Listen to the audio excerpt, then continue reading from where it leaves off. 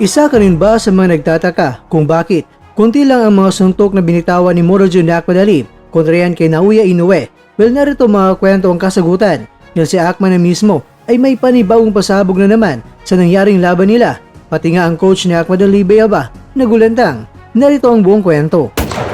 Sa kabila ng matinding hype bago ang laban, maraming mga boxing fans ang nagtataka kung bakit tila naging tahimik at walang bagsik ang naging galaw ni Morojo na Akmadalib sa laban sa pambato ng Japan na si Naoya Monster Inoue. Sa mismong laban ay narinig pa ng mga mamamahayag ang coach ni Akmadalib na sumigaw ni MJ, "Why aren't you throwing punches?"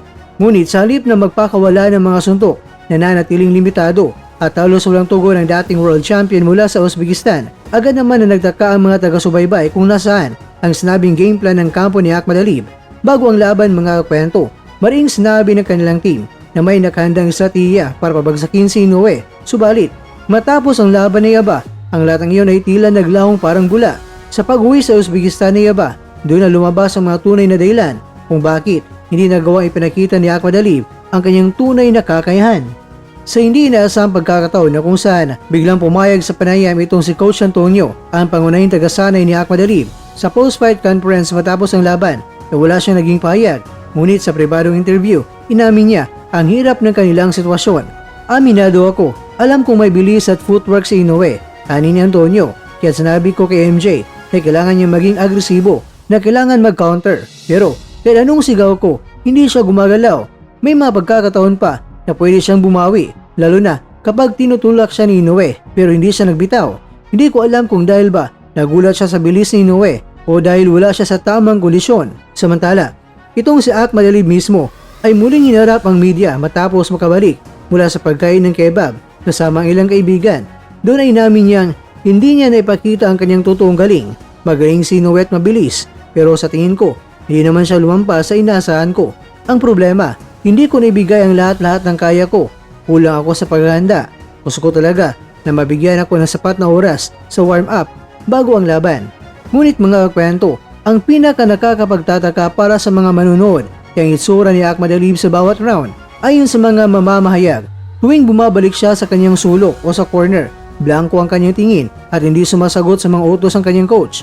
Para bang nawala ang kanyang determinasyon at tila tinanggap na lamang ang magiging resulta ng laban. Itong si Joel na tinaguri ang genius tactician ng kanilang kampo ay aminadong nagkaroon sila ng dalawang malaking miscalculation bago pa man sumalang si Akmadalib kay Inoue.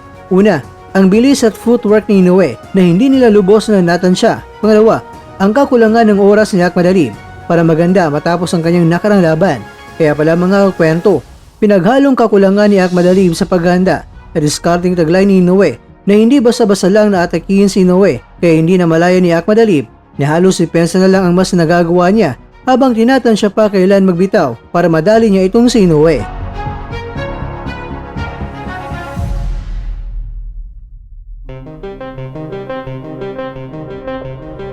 Mga kakwento, bagamat dismayado, nagpahayag si Akmadalib ng pag-asa. Kanya, gusto kong makabalik at ipakita kung sino talaga ako. Hindi ako nasisiyahan sa pinagkita ko ngayon na laban. Para sa marami, ang pagkatalo kay Inoue ay hindi katapusan, kundi hamon para kay Akmadalib upang bumalik ng mas handa at mas agresibo. Ngunit sa ngayon, malinaw na ang kanilang plano kontra kay Inoue ay tuluyang gumuho sa harap ng isang boksingero na kinikilalang pinakamahusay na boksingerong Hapon sa kasulukuyang henerasyon.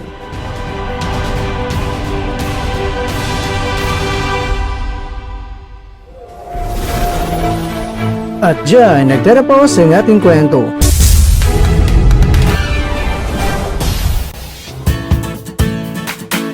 Maraming salamat mga kakwento sa inyong panonood. Pero baka naman mga kakwento ay nagustuhan niyo po ang kwento natin ngayon.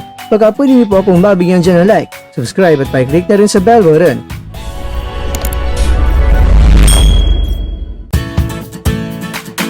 Pero bago tayo tatapos mga kwento, syempre, shoutout po muna tayo dyan sa ating mga kakwento.